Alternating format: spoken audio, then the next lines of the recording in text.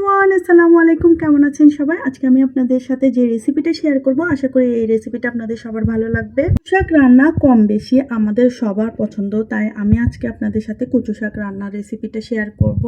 আমি কচু শাকগুলোকে ধুয়ে পরিষ্কার করে নিয়েছি। তারপর আমি এখানে আস্ত গোটা কয়েক রসুন দিব। এরপর আমি এখানে পেঁয়াজ দিব, পরিমাণ মতো লবণ এবং পানি দিয়ে আমি কিন্তু কচু শাকগুলোকে সিদ্ধ করতে দিব। আপনারা আবার এখানে অনেক বেশি পানি ঢেলে দিবেন না, অল্প করেই পানি দিবেন। এখান থেকে কচু শাক থেকেও কিন্তু অনেক পরিমাণে পানি বের হবে। ঢাকনা তুলে আমি এখানে কচু শাকগুলোকে অনেকবার নেড়ে দিয়েছিলাম। এরপর আমি কচু শাকগুলোকে কিন্তু একদম ভেত্তা ভেত্তা করে ফেলছি। মানে কচু শাকগুলো একদম গলে একদম ভর্তা ভর্তা হয়ে যেতে হবে।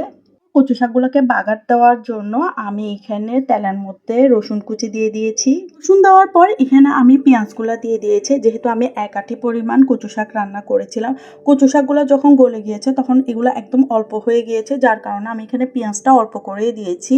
ওর কিছু শুকনা মরিচ আমি ভেঙে দিয়েছিলাম, আর কয়েকটা শুকনা মরিচ আমি গোটা গোটাই দিয়েছিলাম। যেহেতু আমার বাসায় বাচ্চারা এই কচু শাকগুলো খাবে, তাই আমি কচু শাকগুলো কিন্তু বেশি বেশি ঝাল ঝাল করতেছি না। রসুনগুলো যখন একটু নরম হয়ে এসেছে তখন আমি কিন্তু এখানে চিংড়ি শুটকি এবং আমার কাছে কয়েকটা চিংড়ি মাছ ছিল, ওগুলো আমি দিয়ে দিয়েছি। এখানে পরিমাণ মতো হলুদ এবং লবণ দিয়ে দিব। তারপর নেড়ে চেড়ে ভালোভাবে মিক্স করে নিব। কচু শাকগুলো আমার হাজবেন্ড কালকেই নিয়ে এসেছে, যেহেতু কালকে অনেক রাত হয়ে গিয়েছিল, আমার আর রান্না করতে ইচ্ছে করতেছিল না। তো কচু শাকগুলো আমি কালকে রান্না করিনি, আজকে সকালেই রান্না করেছি। দেখতেছেন আমার চিংড়িগুলো খুব সুন্দর করে ভাজা ভাজা হয়ে এসেছে। এর মধ্যে আমি কিন্তু কচু শাকগুলো দিয়ে দিয়েছি। আপনারা বিশ্বাস করবেন কিনা জানি না, হয়তো বলবেন যে আমি রান্না করছি বিদায় বলতেছি যে এগুলো খেতে অনেক বেশি মজা হয়েছিল। আসলে কিন্তু কচু শাকগুলো খেতে অনেক বেশি মজা হয়েছিল। আপনারা অবশ্যই আমার রেসিপিটা ফলো করে একবার রান্না করবেন, আশা করি আপনাদের সবার অনেক বেশি পছন্দ হবে।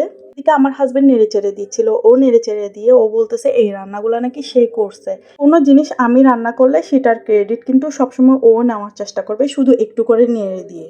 তো আমার কাছে লেবু ছিল না, তাই আমি এখানে তেঁতুলের টকটা ব্যবহার করেছি। আর মেজবানি গরু মাংসের মশলার মধ্যে যে ছোট প্যাকেটটা আছে ওটাতে যে মশলাটা আছে আমি ওই মশলাটা ব্যবহার করেছি। কচু শাক রান্না করে আমি তো এদিকে গরম গরম ভাত নিয়ে বসে পড়েছি কচু শাক দিয়ে ভাত খাওয়ার জন্য। যারা আমার ভিডিওটা এতক্ষণ কষ্ট করে দেখেছেন, অবশ্যই আমার ভিডিওতে একটা লাইক, কমেন্ট এবং একটা ফলো করে পাশে থাকবেন। আল্লাহ হাফেজ।